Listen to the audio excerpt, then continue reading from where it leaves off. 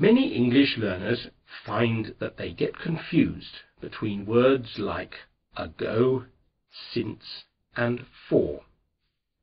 Today's podcast gives you lots of examples of how to use these words. I hope it will help you to use them correctly. Suppose that we want to talk about when we did something, or when something happened. We can use the word ago. We can say, for example, it happened 2 weeks ago, or a year ago, or 5 minutes ago, or a long time ago. With ago, we always use words which describe a period of time, a week, a month, 10 minutes. If we want to say for how long we did something, or for how long something happened, we can use the word for. For about a week, for 10 years, for a short time. And like ago, we use for with a period of time, a week, a year, etc.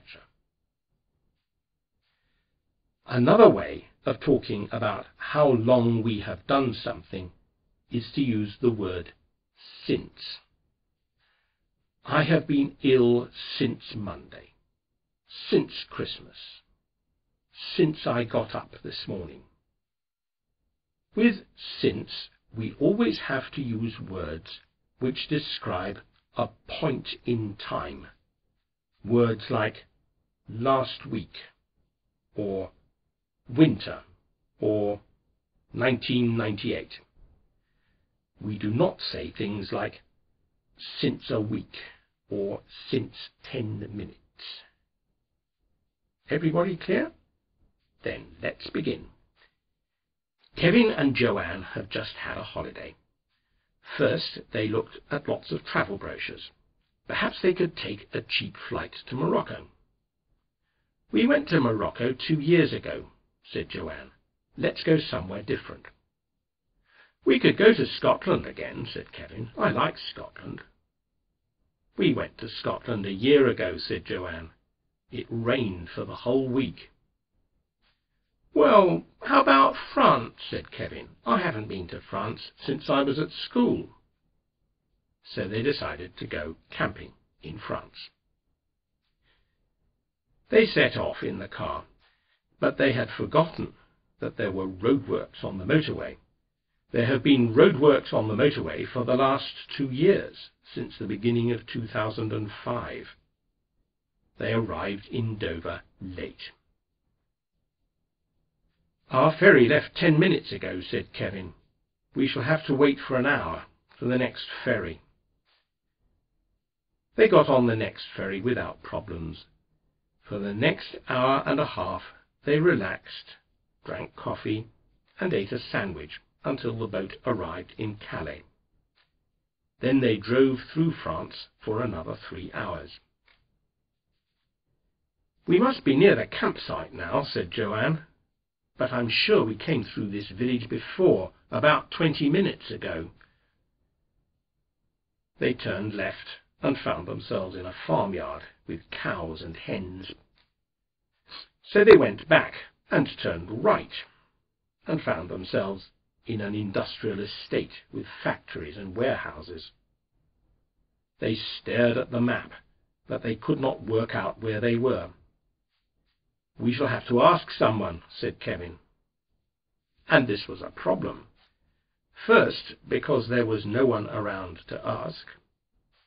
And second, because neither Kevin nor Joanne spoke more than a few words of French. They drove for another 10 minutes, looking for someone who looked as if they could speak English. And this was difficult, because you cannot tell just by looking at someone what languages they speak. Then they saw a man working in his garden. They stopped the car. Joanne tried to remember the French that she had learnt at school.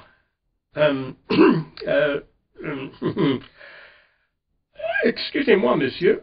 Parlez-vous anglais? And the man said that he did speak English. In fact, he was English. He explained where the campsite was. We passed it 10 minutes ago, said Kevin. And he asked the man how long he had lived in France.